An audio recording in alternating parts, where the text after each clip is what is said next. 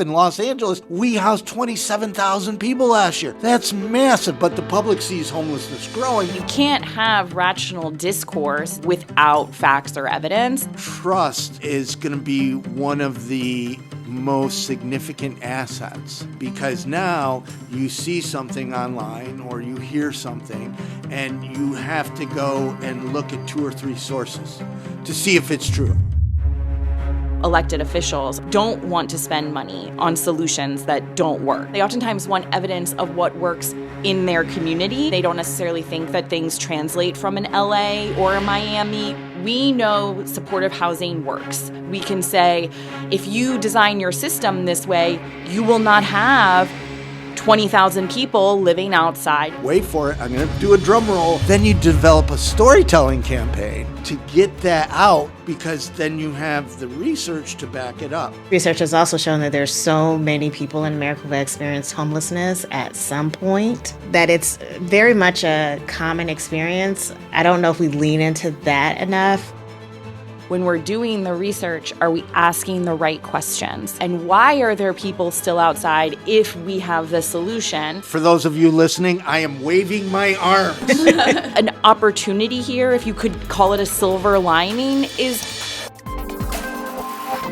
Today I'm joined by Samantha Batko, who is a senior fellow at the Housing and Communities Division at the Urban Institute, and Joy Moses, who's the National Alliance to End Homelessness Vice President of Research and Evidence. Today we talk about research versus real-world impact, because if we're not asking the right questions, we're not going to align with what policymakers actually need. Communication, when it's connected to research, is often an afterthought. You should be designing your communication strategy right at the beginning when you first start designing your research. And we are losing the messaging war. The opposition is winning. And last but far from least, we talk about AI, media, and the future of information. This is an important podcast. Please watch, listen, share. Well, thank you for joining me. I am going to start by saying, first, I'm not a research person. Spreadsheets make my eyes water. I mean, like waterfalls. But I've been included in some conversations about how we can make research more effective to influence policy change that are very encouraging. I was at a gathering, a convening in Chicago. Joy was there. I know NEH has had some gatherings like that. There was a panel yesterday. My expertise is more on the communications, and one of the things that stood out at the Chicago was everybody said, we've never started a research project where we thought about communications. It was always at the end, let's do a press release. How do we get it out? Instead of how do we integrate storytelling? So, for example, with the California Healthcare Foundation, they did research on street medicine across California, and they commissioned us to do 4 documentaries to accompany the research, which was brilliant. It wasn't executed great, but there's a lot of different things on research that how can we make it better? I think this is a starting point. Not necessarily make research better, but how can we facilitate research that's going to influence policy change? I think we do need to make the research better too, not just how we communicate it. That's why I knew you'd be a good guest. And I think that it does start where you mentioned, which is at the start of the research project, where you're asking the right questions. Because a lot of times with research, one of the problems is that once you start the research project train, you can't get off and change which questions you're answering. And so you get to the end of a project and you realize sometimes that the questions that you were originally asking are not the questions that the policymakers, the decision makers, the influencing opinion leaders need. So it's about having researchers and the funders of research being in contact with and in discourse with those decision makers before the research starts, so that from the outset you're asking the right questions to begin with. Yeah, I agree. There has been a disconnect historically between some of the research that people want to do or they find interesting or that's a trail of their interest and what is actually useful for for practical purposes. So ideally, you are starting from a place where you're asking questions that are going to be useful for some reason and useful to policymakers. Sometimes we can ask them what they want from us, but sometimes we should take the lead and tell them what they, this is where you should go. Right. Brings up so many directions, but where I'll start is we have to reverse engineer it. At the CSH convening, I used this example yesterday. There was a gentleman who mentioned some research that they're going to do or wanted to do. And it was a brilliant idea. But if you unpack it, why? What is this like? Do we need another research on permanent supportive housing? It's probably the most researched topic or model, or whatever you want to say, yet support for housing continues to disappear. So where's the disconnect in all that? I put up a slide where it was good idea, light bulb, and then an arrow went to research the research. Like, we don't research, like what is working and what doesn't. And then it was impact, right? And I think that's very important. Like, when you're in the ideation stage, throw all that stuff out there, or listen to say, yesterday I used the example of how automation is going to really disrupt employment. 4 million truckers are going to be out of a job. Trucks are going to drive themselves.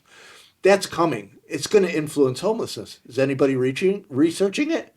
No. And then I'll go back to you is I hire for-profit marketers. They sell sugar water and cars. So they know consumer behavior. They know data and research far better than nonprofit marketers. And one of the things that we did, to your point, why I want to bring it up, is we tested our questions in sample surveys first before we launched the big one to find bias. Like, are we asking the right questions? Yeah, I would say usually we spend a lot of time at Urban thinking about who is going to do something different because they have X new knowledge. And so we're trying to match the new knowledge that we're building to a person who's actually going to act on it. Right. And that's how we approach every project that we go down. And so sometimes that's, not every piece of research is going to reach every single audience or be effective for every single audience. To your point about supportive housing, when I think about supportive housing research right now, you're right. Like, we know supportive housing works, right? Like, that for individuals who get placed in supportive housing, they overwhelmingly stay in housing, that it's not done to scale. We've done that. But we also know that there are some people who struggle in supportive housing. So how is supportive housing supposed to be adapted? And how would supportive housing implementers do supportive housing different if they had X knowledge? And how do we build that X knowledge? So I think there is still room to do research in supportive housing. I think that there is still room to do research in things that we've already researched, but it's what are the questions that you're asking and for whom? And how are you making sure that that for whom is getting the information that you're producing? And I got to back up a little bit because I was painting with a big brush. Yes. Right. I really was. But every time I see a new supportive housing research, it's like, it doesn't, we're shoving this research down people's throats. And support, why has anybody researched why we're losing support? We certainly do need more research on that and more research. I think maybe what you were getting to is research that communicates to people why they should care, which we haven't been doing. Right. We do the research to once again prove and have an updated study that says that this works. We do the research to figure out how we can do tweaks and make it better. But a lot of people don't know what supportive housing is. And we're not clear on how we sell it to them, and how do we inform them about what it is, and then how do we get them to support it. And that is something that's needed. Yeah, yeah. Or what they want supportive housing to do. Yeah. Because, we've talked about supportive housing from one lens for a long time, that it houses people successfully and that it saves taxpayers money, but taking away the sort of wrong pockets problems that we know exist around that, the cost savings. But my observation is that some of the more recent conversations around supportive housing is they want people to recover. They don't want people to stay in supportive housing Right. for a long time, or they want supportive housing to resolve street homelessness on a large scale, when really supportive housing is a tailored intervention for individuals as opposed to a for scale intervention right now. And so we're not very good at communicating necessarily how interventions accomplish the goals that other people have for them that we don't have for them. Yeah. You've just brought up a great point, which I was hovering, so thanks for the segue.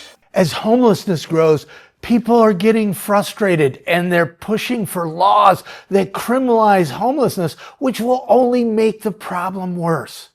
Invisible People reaches more people, educating them on homelessness than all other homeless sector nonprofits and campaigns combined. But we do it on a limited budget. We don't have the funding they do. We are mostly funded by individual donations. And now that the economy is struggling, individual donations are disappearing, and we need you. I get it. You might not have the money to donate. Many people are struggling right now. Please share our content, share our videos. It really matters. And if you do have some funds and want to help be part of the solution to solve homelessness, please visit invisiblepeople.tv/donate. Our important work stops without you. How the opposition to housing, permanent supportive housing, one of the things that they're framing now is that there is no person going from streets to home to self-sufficiency. Mm-hmm. I mean, there is, but if you look at all the research and different things in our messaging, it's like they're in permanent supportive housing for the rest of their life. And there are people, whether it be ageism, you're 65 years old, it's challenging to find any employment.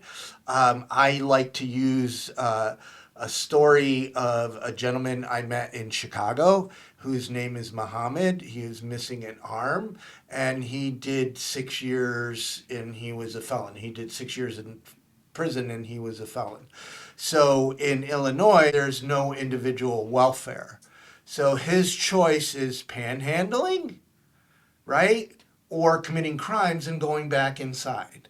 And nobody's going to hire a black man named Muhammad who's missing an arm and is a felon. Nobody's going to hire him. So somebody like Muhammad should be in permanent supportive housing for the rest of his life. Somebody like Mark Horvath, who worked in television, was homeless, needs some time to heal the trauma of homelessness, can go back into society. And where I'm going with this is very specific because it's an area of research that we should do. And if you look, I used this yesterday.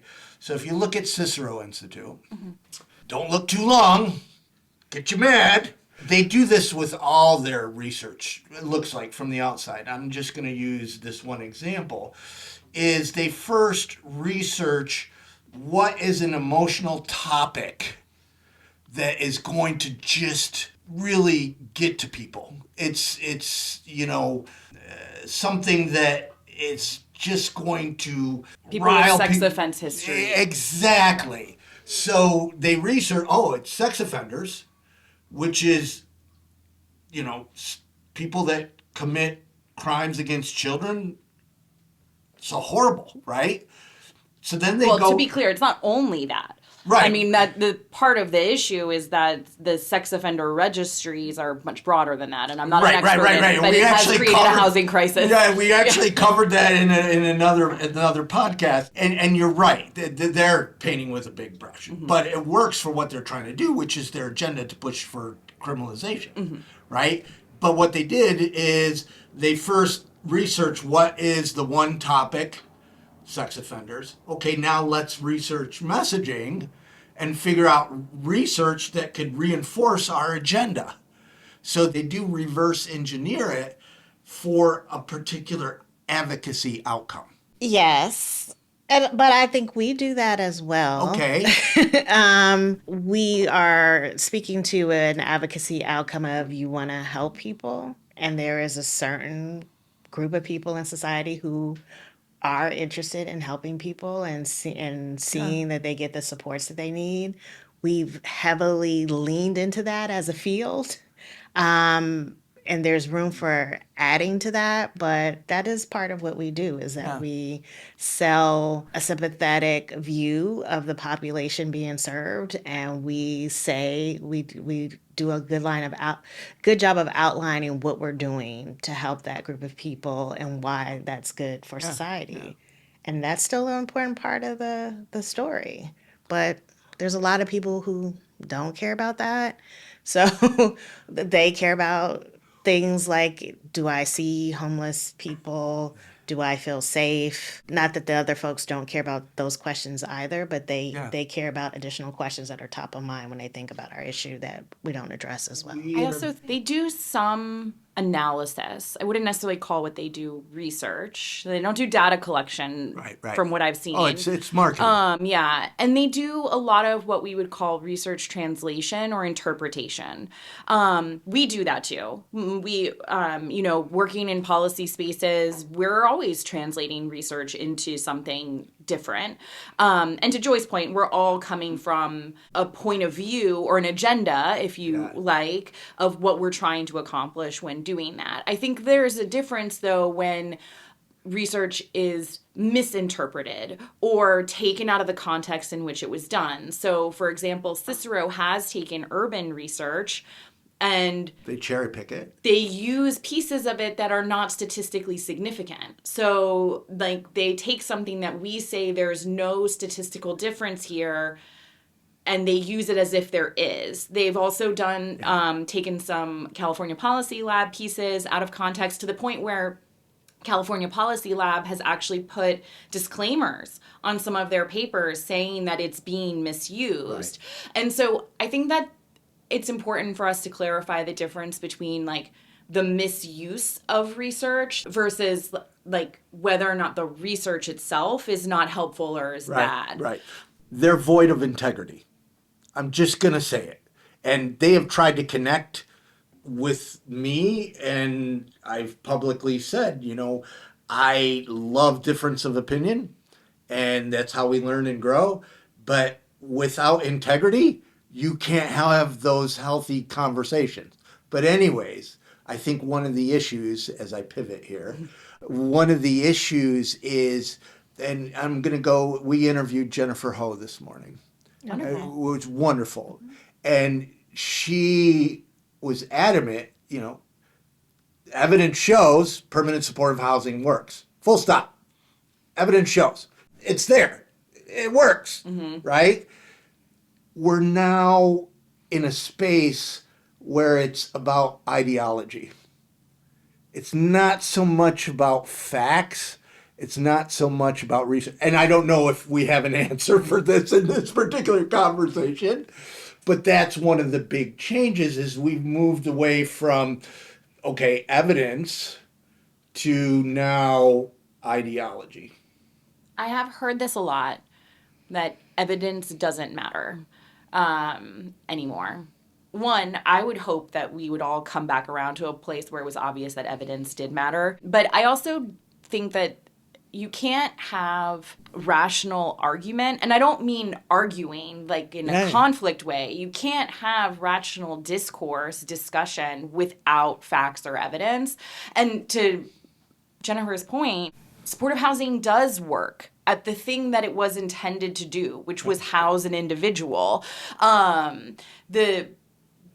think what we get into is a discourse where we're trying to assert that supportive housing works, and then people walk outside and they see sick people outside. And I mean sick as in like they're unhealthy and they need help. And, there's public polling where people are asked, like, is homelessness a top issue? It is in a lot of major cities, even in smaller cities. And then they're asked what solutions they want. And we stand up and we say the polling says people want compassionate solutions. People want housing solutions. What none of those polls do is like ranked choice voting on any of these options. They don't say, do you want clean streets and housing options? Do you want housing options and maybe people outside while they wait for housing options? Do you want, because we haven't funded any of the solutions to scale. And there's no argument that if they pivot to transitional housing, which appears to be the direction that Cicero and the administration have pushed towards, there's no evidence that transitional housing approaches any of the evidence that supportive housing has. We've been there. We've done that. We tried that. Or that they would even fund transitional housing to scale. So you're in the same problem with a less effective intervention. So, I mean, we've always known that the scale was a problem when it came to supportive housing. We look at the progress on veteran homelessness and know that the combination of supportive housing with rapid rehousing and prevention at scale was sufficient to have a population level change. Where when I started this work, being a veteran made you more vulnerable to homelessness, whereas now being a veteran is a protective factor with respect to likelihood of homelessness.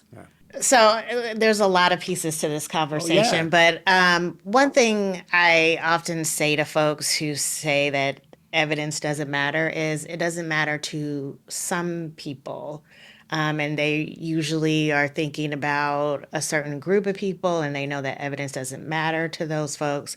But there's still a big segment of the body politic that is really interested in evidence and is still looking towards it. And to a certain extent, to the extent that the other people on the opposition are like dismissing evidence, they lean into it even more.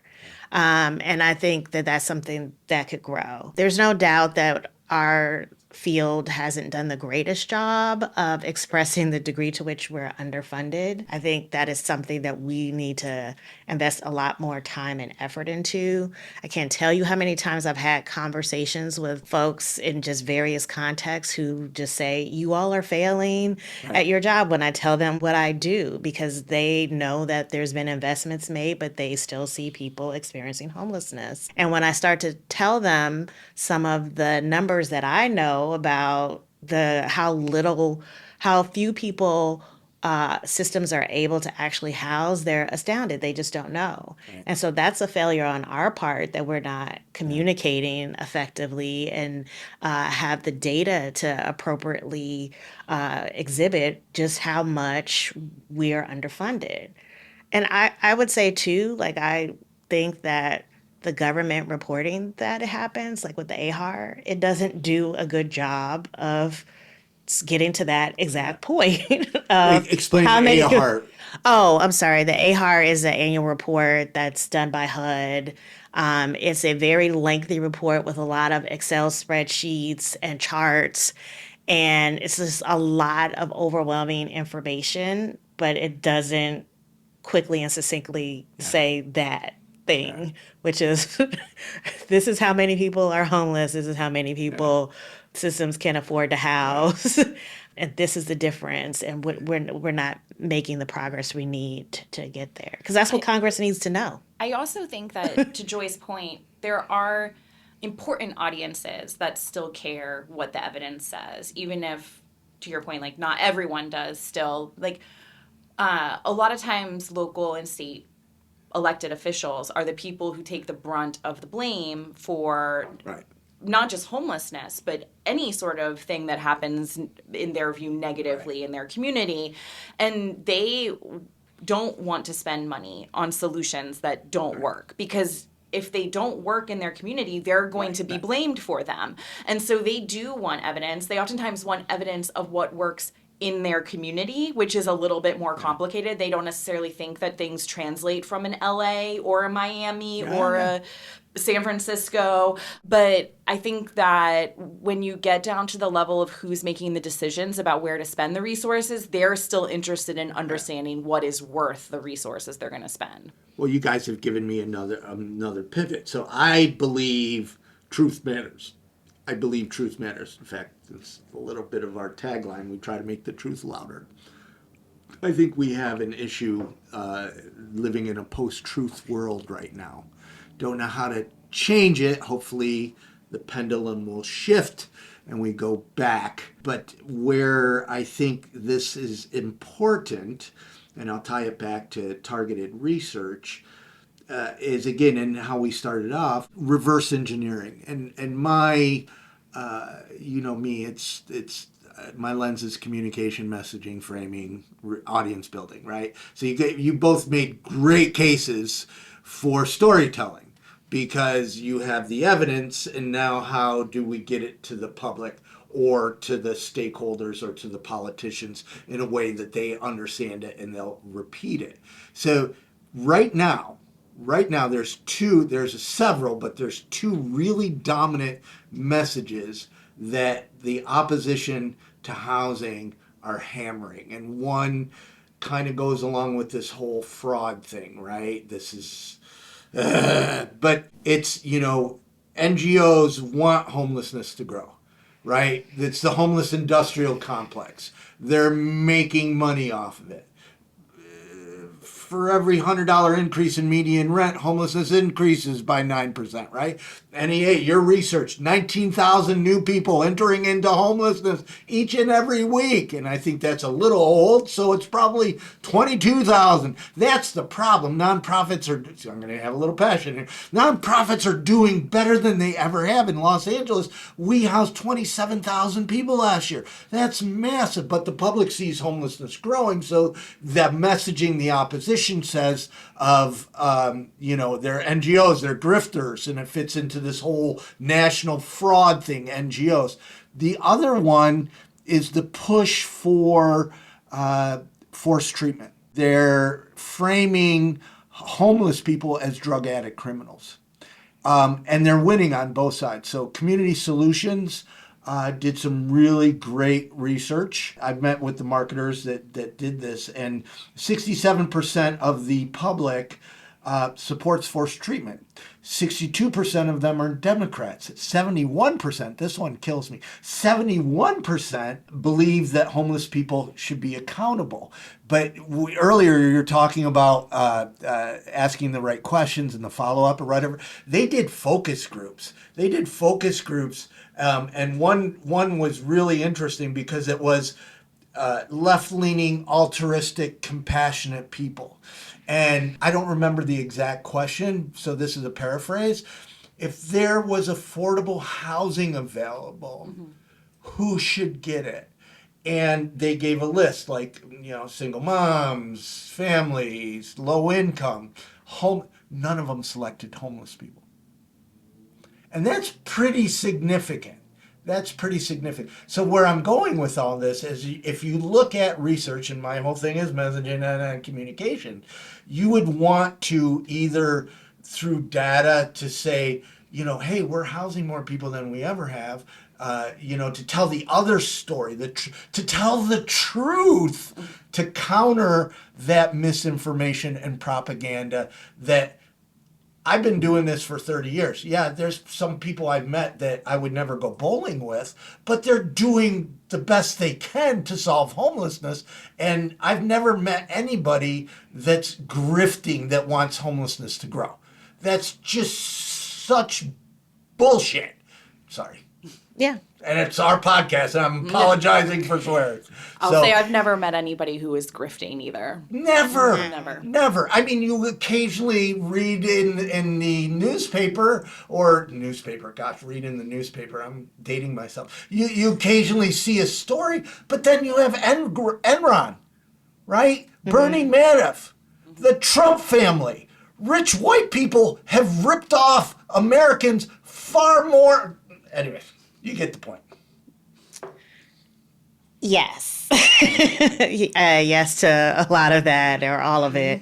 I don't know the hypothetical grifters. I definitely know a lot of great people, a lot of whom are making less money than they should be. Right. It's not an industrial complex where people are getting rich. Yeah. We and others have done research about the field and just how low salaries are and what that means for people's lives, the types of sacrifices that they have to make, being worried if they're going to be able to pay their rent, to send their kid to childcare just because they want to do this work. And even executive leadership. You have the CEO who takes over Sears that gets a $20 million bonus for raping their 401k and laying everybody off. And we don't even care about that. Right? Yeah. I mean, to Joy's point, also, I think that we observe this, that it goes beyond even the staff being paid well. I think that's incredibly important. But also, it affects, it impacts the effectiveness of our programs, because staff turnover is disruptive to people's stability in housing. So if you are constantly turning over your case managers because you can't afford to pay them enough money to live in the city in which they live, the people that you're serving are also being affected by it. And my whole rant, besides getting it off my chest, and I feel a little better, the whole rant was really kind of, and it's through my lens, and you guys might know other areas, but to say, okay, here's two areas where we could research to do particular framing and messaging to counter those negatives. Now, there's many different areas. Now, I'm not just talking messaging research, but we could actually do a deep dive into, let's say, the myth that all homeless people are drug addict criminals. Right? Yeah. You know what I'm saying? So you pick, those type of topics. And I'm not saying people aren't, because, it happens every day. You have X and you've got to prove X to the politicians and stakeholders. So you do that. I'm just saying, as a research from where I sit at the outside, very much on the outside, except for the little bit we've done, the 3 studies, to be more targeted. Yeah. I also think, I take lessons from other sectors, right? And so the CDC tried to combat anti-vaccine sentiment by posting Mythbusters. And then they studied the Mythbusters that they published to see what happened. And what they found was that they were actually reinforcing the myths. So by repeating them and trying to argue against each and every point, people absorb the myth even more. There's many studies on that, not just the CDC. Yeah, but one of the things that I think is an opportunity here, if you could call it a silver lining, is we do need more treatment. And actually, people want treatment right now and are unable to gain access to it. So 1 in 5 people in the California study, 1 in 3 women in my study of women experiencing homelessness in LA wanted access to treatment and could not get it. And so we don't necessarily need to combat every single thing. We could say, you're right, we do need more treatment. SAMHSA tells us that only 1 in 5 people in the general public who need substance use treatment are able to get it. Let's get more treatment. For those of you listening, I am waving my arms because the counter messaging, and I don't have the evidence to back it up, right? So, well, I do. The average person goes into treatment 5-6 times. We've interviewed people 17 times into treatment, 25 times into treatment, which means it fails. Treatment is normally around 30 days. And then the person is exited back into homelessness, unless it's a Bible study, and then they go into religious programming for a year or two. That's a whole different, we have a podcast on that too. But what I'm trying to illustrate is that we can't, treatment is good. Treatment is a good thing. You can't come out and say treatment is bad, because it's not. But then we have to connect it to housing. So the better outcomes are treatment plus housing. So developing that kind of research, and hold on, wait for it. I'm going to do a drum roll, but our producers get mad when I tap on the table. Then you develop a storytelling campaign to get that out, because then you have the research to back it up, which you see the Discovery Institute, Heritage Foundation, all these others are doing the same thing. It's flawed research, you know. I mean, one of the things that I find interesting about this issue is that so many people know someone or are someone who has abused a substance before in America. And the previous research has also shown that there's so many people in America who have experienced homelessness at some point that it's very much a common experience. I was tossing in my head as you were talking about it, like, I don't know if we lean into that enough, and if there's a way to kind of use our communications to build like this a narrative of commonality that people could appreciate. So one of the things we did research, how many people have experienced housing insecurity? Because you automatically think, oh, they're going to support housing homeless people. It's not true. You got to ask them the next question. Okay, do you support housing homeless people? Right? Because often, and to the personal benefit message, invisiblepeople.tv/toolkit, when I was at risk of homelessness and I was working as an outreach case manager, and was when the vulnerability index was first coming into to focus. And I was in meetings and they're talking about housing, and I'm like, I'm so close to homelessness. If they get housing, I'll never get housing, right? You start thinking about yourself, especially when you're in survival mode. So people that have experience of being housing insecure, not necessarily are going to support housing homeless people. So that's, to your point, and what we've been saying, you have to ask follow-up questions to really get an understanding of that particular audience. You just can't assume, oh, they're going to be compassionate because they've had this experience. I think that the deserving versus undeserving, what has really become like a very black and white dichotomy, like in the United States, is very pervasive. And it's really amplified right now in discourse, but I think it becomes more amplified the tighter resources become. And this is not...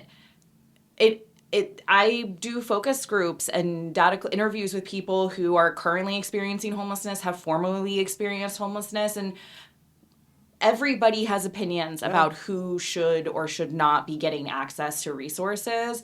I think at the end of the day, that's one of the beauties of evidence, is that we can show that it doesn't need to be about who deserves it or who doesn't deserve it, but that housing everyone has benefits to community, has benefits to the economy, has benefits to individuals, and goes beyond just whether or not someone has taken actions that deserve, as if housing were like a gift or a prize to be won. You just reminded me of something, because it's a far better example.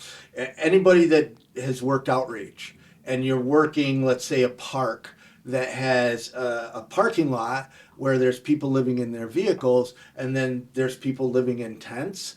The people living in vehicles look down on the people living in tents. Well, I think there's a lot of issues at play of why that happens. I'm just saying, you would naturally say, oh, they're living in their car, they're going to support homeless people.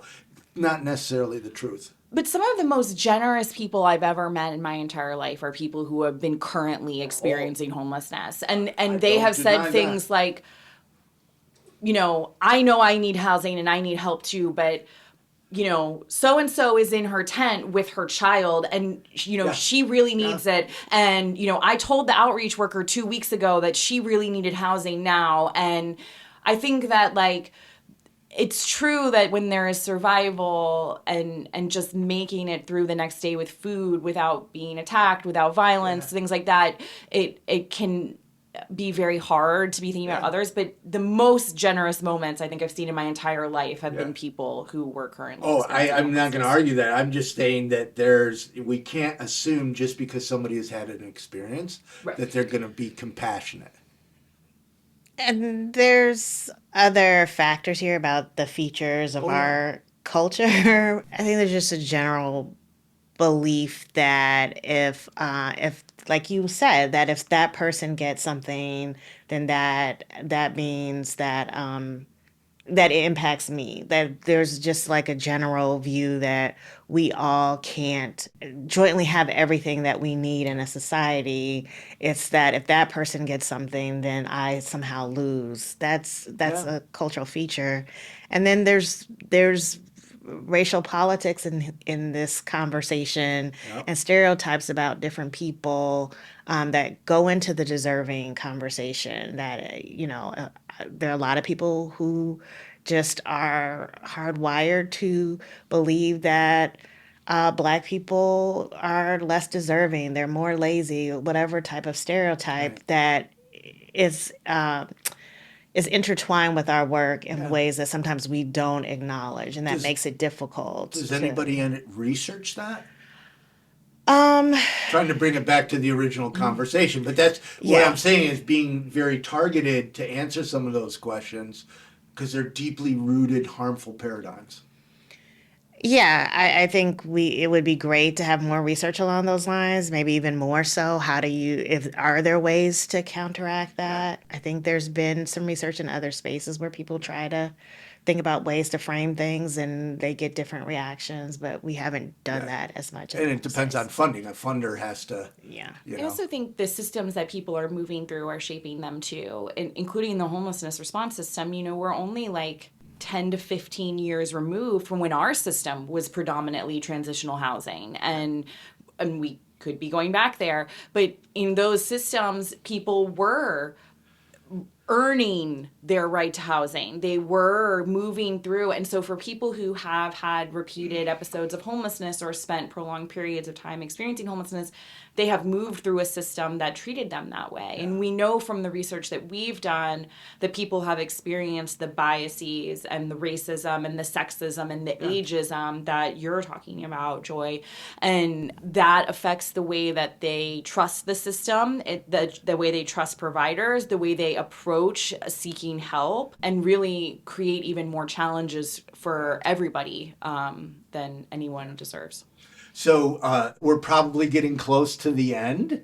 Okay. And I think it was important because it's such a hot topic. I don't know if you have expertise in this. I know I don't. I have some ideas, but AI and research, like ethics, best practices, AI can hallucinate and give bad information. So AI appears to have some benefits with respect to like efficiency in certain things. Like, I know that urban researchers are using AI to do data visualization with different data sets. It can code, it can map things much faster than a human can map things. I have concerns particularly about qualitative data collection and or data analysis with respect to AI. One, because to your point, it can hallucinate, and an uninformed researcher You could have to check it. trust information.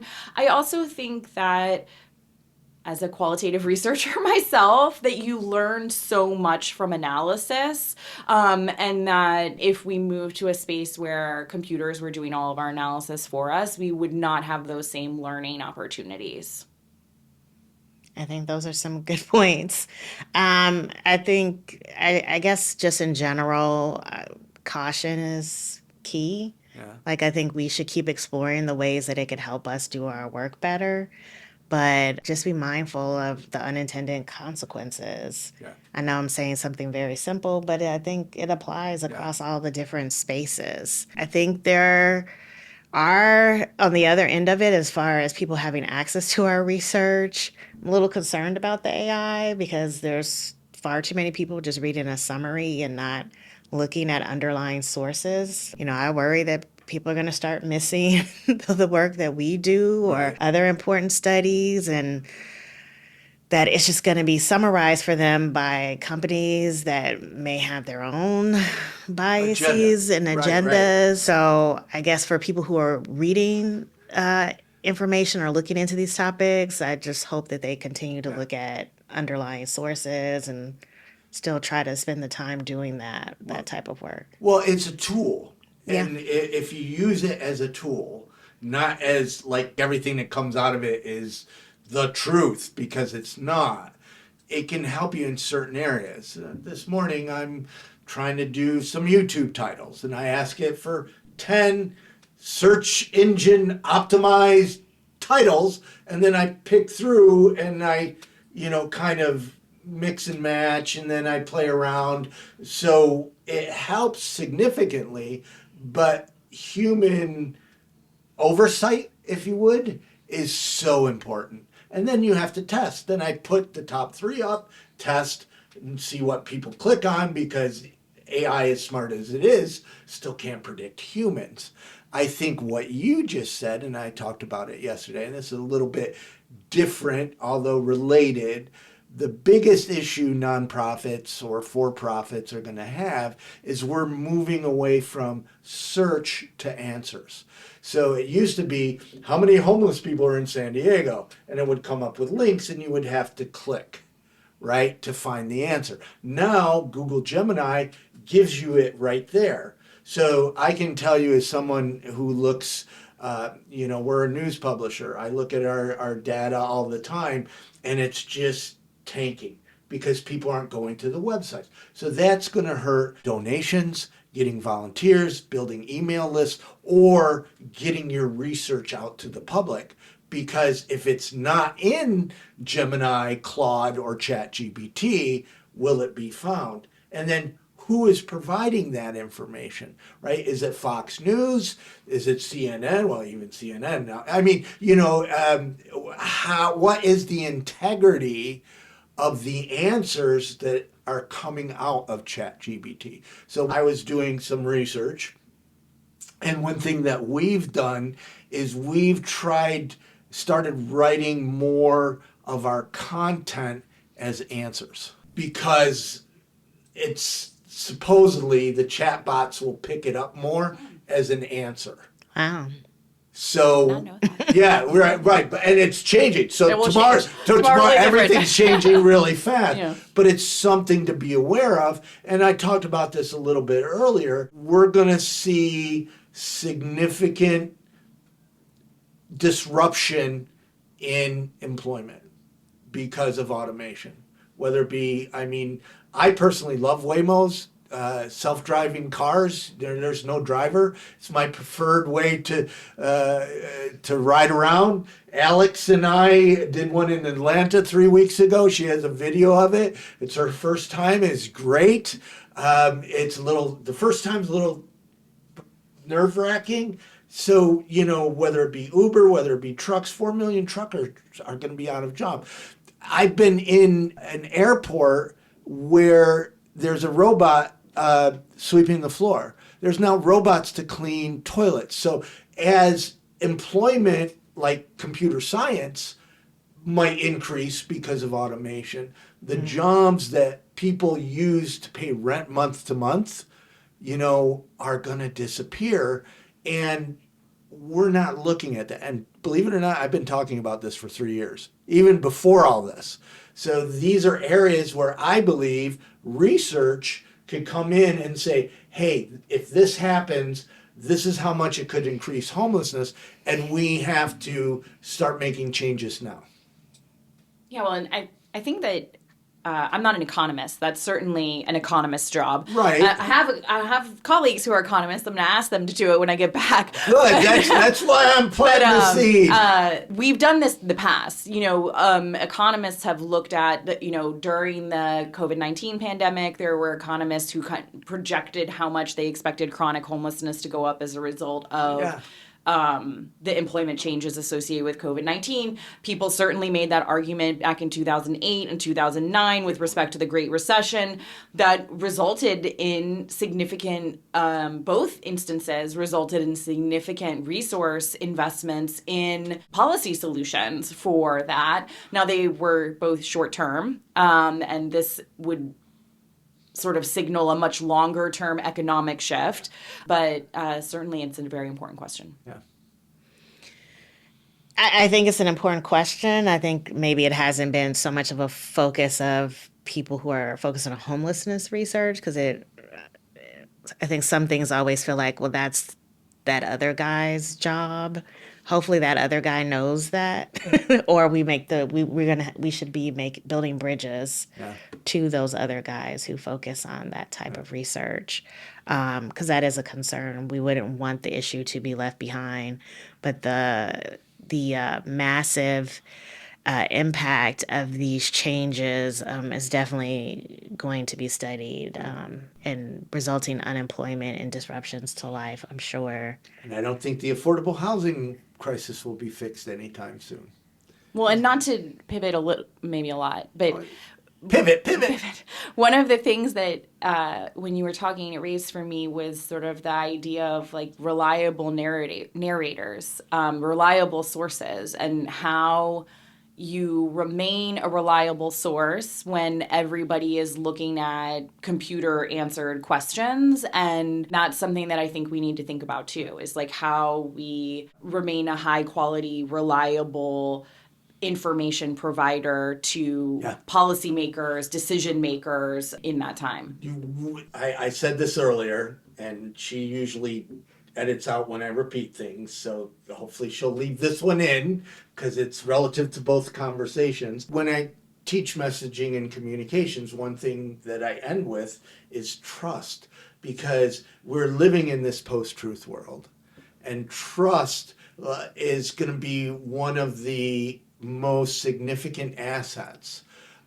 Because now you see something online or you hear something and you have to go and look at 2 or 3 sources to see if it's true. I hate that that's the world we're in, but we have to do it, and it's not going to change. So people will look at you and say, oh, they're trustworthy.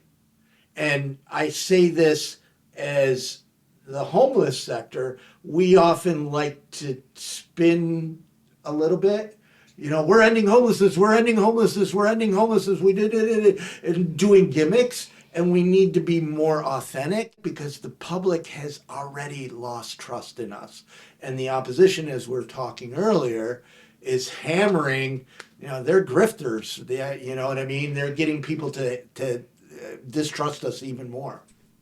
You have an idea?